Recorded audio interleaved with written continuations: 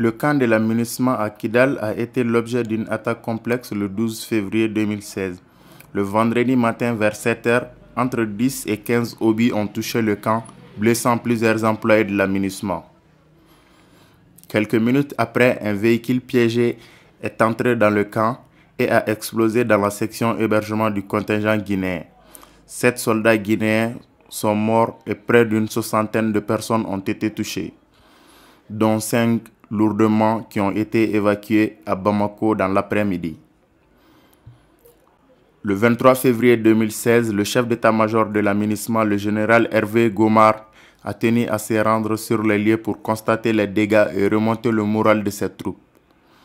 Lors de cette visite, le représentant du contingent guinéen à Kidal a fait constater les dégâts au chef d'état-major de l'aménagement. Au moins 5 personnes sont traitées quotidiennement. Si c'est important, on est obligé de... Là, il y a vraiment une urgence. Il y a une urgence pour le passer. Ok, on va aller là où on a aussi subi un dommage. Outre le lourd bilan humain, l'attaque a aussi causé d'énormes dégâts sur les installations médicales du camp. C'est une unité de soins dentaires dévastée que nous montre le médecin lieutenant-colonel Goumedjoy, directeur de l'hôpital du camp. Ah, et qui est moins performant alors. Qui est moins performant que c'est ça. C'est un peu plus... C'est le majeur. L'unité dentaire recevait au minimum 5 patients par jour. Après l'attaque, celles des soins de base peuvent y être prodigués. Oui, on a fait quand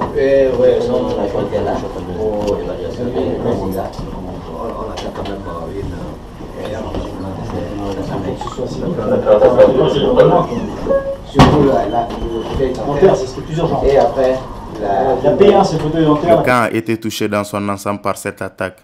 Malgré les conséquences subies par toutes les structures du camp, l'hôpital a pu prendre en charge dans l'urgence les blessés, nous explique le médecin lieutenant-colonel Goumedjoy, directeur de l'hôpital du camp de l'aménagement à Kidal.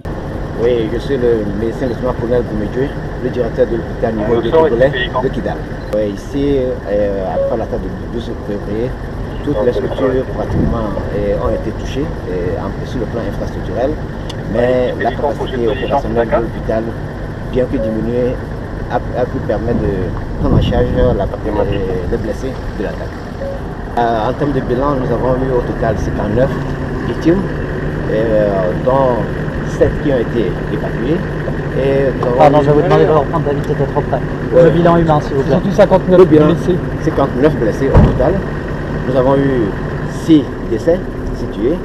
Et certains blessés ont été évacués. Au total, nous avons évacué 7 personnes. C'est l'attaque qui a occasionné le plus lourd perte en vie humaine et le plus grand nombre de victimes. Parce que nous avons eu déjà le 28 novembre une attaque ici qui a fait 7 victimes, mais pas autant que l'attaque du 12 février passé.